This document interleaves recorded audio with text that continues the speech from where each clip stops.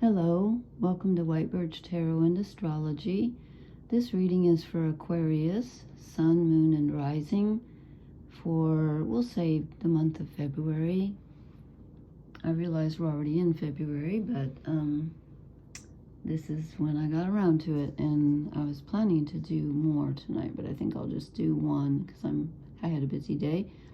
I decided instead of starting with Aries every month, that's not fair. So I'm going to start with the sign that we're in, where the sun is. So right now we have the sun and Mercury in your sign, Aquarius. And Mercury's our thinking. Sun is our purpose and overall self. So we also have Pluto, which is a big deal because Pluto transforms everything it touches. So if you have your sun, moon, or rising in Aquarius, your life will not be the same at the end of this cycle, which I believe ends in 2043. So depending on what degrees you have, Pluto's at 2 degrees right now. He moves slowly, and he is the planet of death and rebirth, but also transformation. So things that no longer serve you will probably leave. Things that need changing, and there could be new things popping up, things that are transformed. He's about transformation, and he rules the personal subconscious. So you're going to be dealing with some things that you didn't know you knew, or you needed to know, and they're going to be transformed, hopefully, if you work with the energy. And if you don't, you kind of get forced to. That's been my experience. Anyway, I'm not trying to scare anybody because it can be very positive. So if you have anything at the beginning degrees of Aquarius, and the sun and Mercury are kind of at the center right now. So, we have about 2 more weeks of Aquarius, sun and Mercury. If you have anything about 2 degrees, give or take, of Leo, then Pluto's opposite you. That's where my ascendant is, and oh boy, that's in some ways it's not quite as challenging as it was when Pluto was conjunct my sun in Capricorn, but it's challenging. I'm telling you, yeah, it's challenging. So watch out for that if you have anything around 2 degrees Leo. And also Pluto is trining the south nodes, which are actually, they're not in Libra because Pluto trines the other air signs, Gemini and Libra, but they are close enough to the end of Virgo because they go backwards. They're at 29 degrees Virgo. So they're close enough to Libra that it's a trine, which means the energy flows freely. So this is a good time for the things that you do need to let go of in Virgo. And again, Virgo rules service to others and self. It rules health issues. Good time to focus on changing health protocols. It can also mentally rule being overly critical, perfectionistic, either with yourself or others. So that might need to change and be transformed, but it's a good time to do that. And then Pluto's also trining Black Moon Lilith, which rules the parts of ourselves that we have, disowned because of shame or our culture's not accepting it or whatever. Trining that, Pluto is at 24 degrees of Libra. So all the air signs trine Aquarius. And so this is a good time. That's why I'm thinking things might be popping up from the subconscious that you've, pushed away. And these are usually feminine traits because she's the dark moon goddess. And again, we all have feminine traits. I don't mean female. I mean receptive, rather than active. And then Pluto's also trining, actually, I'm sorry, Pluto is not, because Pluto's only at 2 degrees, but the sun and Mercury, the whole energy of Aquarius is trining Black Moon Lilith. At some point when they hit 24 degrees, the sun and Mercury will be trining Black Moon Lilith in Libra, and right now they're kind of trining Jupiter in Gemini at 11 degrees. And Jupiter in Gemini is a kind of a weird placement for Jupiter, because Jupiter's expansive thinking and philosophy and, you know, religious and spiritual beliefs and growth and things like that. And Gemini is a little more not down to earth, but more personal than that. It's about day-to-day communication and details, more detail-oriented. And so Jupiter's not comfortable there. So there could be a little bit of miscommunication, you know, where you're thinking big and then you talk to somebody or you get caught up in the details. You're like, I want to do this. And then the details say, oh, not so fast. But that's kind of trining the Sun and Mercury right now. So those are the energies we have to work with. But Pluto's the big key player. And again, that's going to be there in your sign till 2043. So, you know, buckle your seatbelt. Things will transform. And again, that can be a wonderful thing. It can also be a painful thing. It just depends. You know, everyone's life is different. Okay, so I pulled the top row, general life. Bottom row is relationships. Again, if you're in a romantic relationship or looking, that applies to you, because I was thinking of romance, but I'm also thinking if you're not, then it could be any relationship. Okay, so I'm going to start, and I'm telling you, the readings the last month or so have been super challenging. I think I know where it's going, and then it throws me a curveball. So I may need your help to comment and tell me what the hey, because, yeah. So anyway, we start off with the Father of Cups. This is the Wild Unknown Tarot. Can I get that in? Maybe I need to not go quite so big here. Let's see if that helps. I was going to change my background. I'll do that in the next few days. Okay. Father of Cups. This is where you stand in your emotional energy. The Father of Cups is gentle and receptive, but he's also strong emotionally. So right now, you can rely on your emotions. And I would suggest that you do. Your masculine energy, i.e. your creative energy, is very soft right now and very tied up with your emotions. So you're not going to be overbearing. Not that Aquarius is usually overbearing. I'm not saying that. But you're going to be a gentle, that's the word I'm looking for. It's going to be a very gentle leadership quality about you. You're feeling very gentle right now. In fact, gentle comes up through this reading several times. Be gentle with yourself and be gentle with others. And then we get the Empress, which is earth energy. She's like, she's kind of like, well, she's bigger than the Queen of Pentacles. She's all the queens, but this is feminine energy. So this is masculine energy in the water, in the emotional. The creative energy in you is emotional right now. The earthy energy, the manifesting energy, the body energy is feeling very strong also. And this is also very gentle. It's about beauty and harmony and feeling grounded. Stay very grounded during this time. That will help you. Grounded emotionally, grounded physically. This is a very gentle energy, but it's strong. This is the part of you. These are both very strong cards. You can rely on your emotional self and your physical self. You know, like beauty, what touches you. Go outside in nature if that's your thing. Listen to music, you know, eat comforting foods, whatever comforts you and sustains you, that will help you at this time to be strong. And in the very first row, we get all four signs. We get water, earth, air, and fire, which is interesting. And the only one that's kind of not really super positive is the air, which again, I told you with that Jupiter and Gemini trining you, it's at 11 degrees.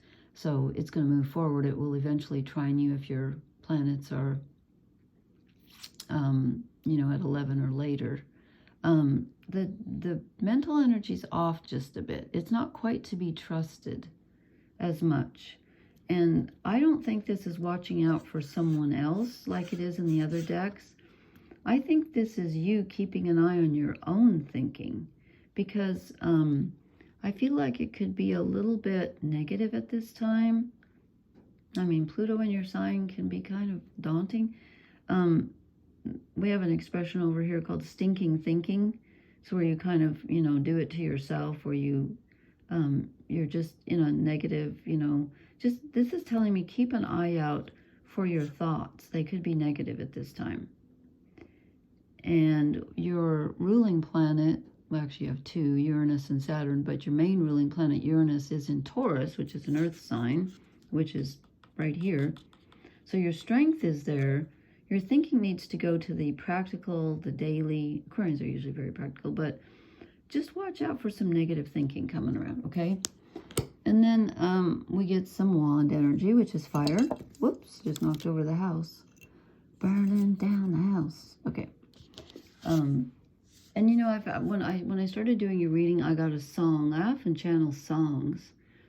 And this is a Joni Mitchell song, and it's called I Don't Know Where I Stand. And it hit me very hard when I started your reading, so you might look into that. It's a beautiful song. I love Joni Mitchell. Sometimes her voice can be a little bit high and screechy for me. But I love her early albums. Her first couple of albums, what was the first one? Was it called Clouds and Song to a Seagull? Oh my God. Like her first three albums, I just adore them. Anyway, okay. We get the Three of Wands. Now this is fire. This is your actions and your desires. This is telling me that you need to focus on things that you can do that are not gigantic projects right now. Stick to smaller projects that you can literally finish. It's a good time to tie up loose ends. You might be working with others to do this, or maybe not, but it's a time to do, to finish things up, patch things up. And as far as desires go, when you do that, it gives you a window into what you want to do next. So it's kind of one step at a time, but things need to be put together on a very physical level. What you do with your time. Don't fritter. Don't waste your time in negative thinking. Try to just do, constructive things, one small thing at a time. Okay, relationship row. Look at the Daughter of Cups. This is like the Page of Cups. Again, this is very gentle emotional energy. If you're in a relationship, and again, this is for all relationships, not just romantic, but it includes romantic, you're going to need to be very gentle with yourself, I'm feeling. Gentle with others, yes, but gentle with yourself. Because you're not sure. This is something,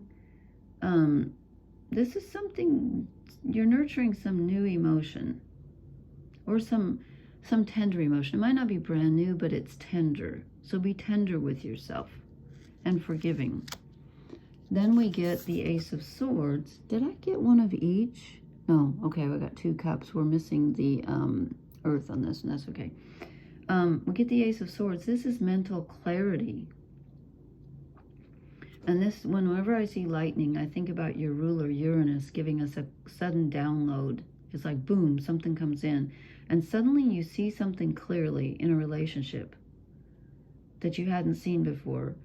And it gives you, the Ouroboros, the snake that's eating its own tail, the figure 8, the infinity symbol.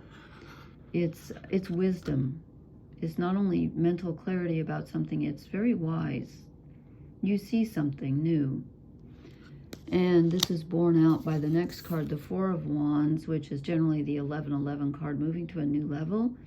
This isn't so much about moving to a new level as it is seeing things and feeling things and acting differently from a new level. It's like you have this tender emotion, you're gentle with yourself, you have this mental clarity that comes in, and again, that's different from, again, there's some opposites in this reading. There's some negative thinking, and then there's, in a relationship area, there's a sudden realization. And it makes you see things from a new level. It changes the way you look at something. And wands aren't usually looking, wands are usually acting. So it might change the way you go about your interaction with this person or these people. It changes how you do things. And again, it's a step up from the 3. You know, you finish something up there in your regular life, and it affects your relationships, and it improves them, and you see them differently, and you act on them differently. Okay, and then this threw me, because we end with the 7 of Cups, which is normally kind of not knowing whether you're coming or going. We got the sun and the moon opposite each other, but it's not a full moon, it's a new moon. And it's like, you know, in this one, 6 are up, 1 is down. So it's like 6 of one, half a dozen of the other. I used to have a funny saying. What did I make up about that? I think I said half, 6 dozen of one, and I don't know, I forget now.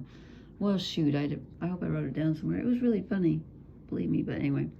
Okay, so I'm like, okay, so you have clarity, then why do we get the dreaming card? This is usually lack of clarity. So I'm thinking that what this is you have clarity about an emotional relationship, or in a relationship, they're all emotional if they're relationships. You have clarity, it changes the way that you look at something, and then it allows you to dream. It allows you to dream. And again, this is separate from thinking. This is using your imagination. You're dreaming on an emotional level. What do I want emotionally? What would fill my cups emotionally? What don't I want emotionally? This is the imagination card, but there's usually a warning with this, like don't get carried away. But I feel like with this one, it's good. It's like saying, you know, you start out with the tender emotion, clarity, you see things differently. Now you can imagine what you want. Okay, and I drew you 2 shadow cards. Not surprised to see this one as a shadow card, Page of Swords.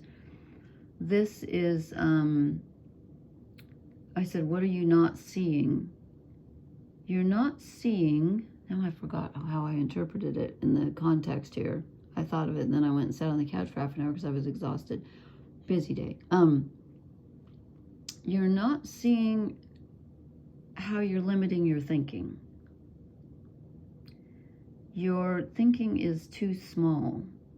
And I know I said, like, don't go for a huge project, but as far as thinking goes, you're focusing on something negative, or there's a constriction around your thinking. You're focusing on the small things, or the things that are wrong, or the things that are negative, and your thinking isn't big enough right now. Okay, and then I get the other shadow card, the 10 of Pentacles, and this is scarcity consciousness. Feeling like you don't have enough on the physical level when you do. You're not giving enough credit for what you do have. You're looking at what you don't have. That goes very well with the Page of Swords. So, yeah, you don't want to get stuck in scarcity consciousness. You want to think abundantly and you know, feel abundantly, imagine abundantly. Because your oracle card, which I went ahead and pulled so you don't have to wait for me, is, ta-da, new life. Now, with Pluto in your sign, I'm not surprised to see this. Is it going to happen immediately? Depends on where your sun, moon, or rising sign are located. If they're around 2 degrees Pluto, yeah, you could be going through it now, believe me. It's kind of do or die right now. I don't really mean you're going to die, but I mean, you're kind of being forced to. But again, this is in your future. And again, I said it's there till 2043, so it may not be in your immediate future, but I did ask for a February reading for you. So I don't know if this is for some of you or all of you, but something new you know, this download and this strong energy and wrapping things up and seeing things from a new perspective with relationships, this brings you a new something. New life comes in. Does it come into your relationship or your regular life? I don't know, because I just an overall oracle card. So, okay, that is what I have for Aquarius, Sun, Moon, and Rising. Please leave me a comment. Please hit the like, share, and subscribe buttons. I can't promise. Hopefully I'll do more signs tomorrow night, but I just didn't have the energy tonight. So you guys got to go first. And so thank you so much for listening. Blessings. Good night.